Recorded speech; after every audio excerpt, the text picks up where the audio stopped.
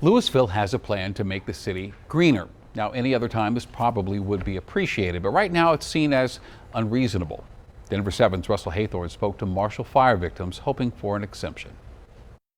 The stories of loss are still raw. Back there where you can see all the plumbing and wires, up a level was the kitchen. And heartbreaking. It definitely felt like a war zone, didn't feel like home. Now comes the daunting task of rebuilding. This is going to be an awfully difficult recovery. Rebuilding costs will be up somewhere between 25 and 30% since just before the pandemic. Adding to the fear and anxiety of it all is Louisville's Green Building Initiative, adopted by City Council last fall. The crux of it is to make sure that our homes are ready to utilize electricity as opposed to gas. It requires new homes to be net zero emissions, which means Energy Star appliances, higher insulation values, solar panels or solar credits, and many other requirements, including vehicle charging stations within the garage. One per space. So if you have a 2-car garage, you're talking to 2 vehicle charging. Fire victims like Christian Dino, Joseph Reed, and others say it's too much.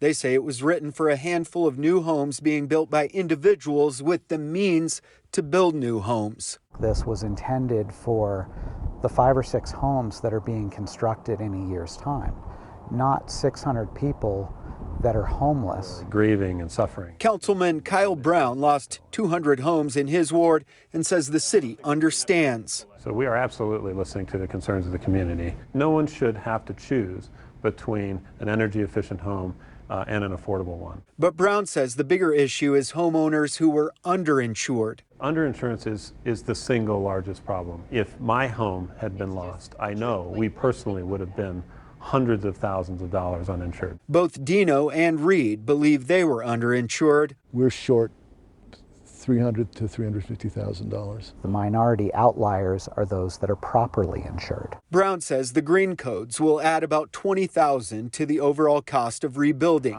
Dino, who works in construction, says no way. He believes it's closer to $50,000, maybe even $100,000.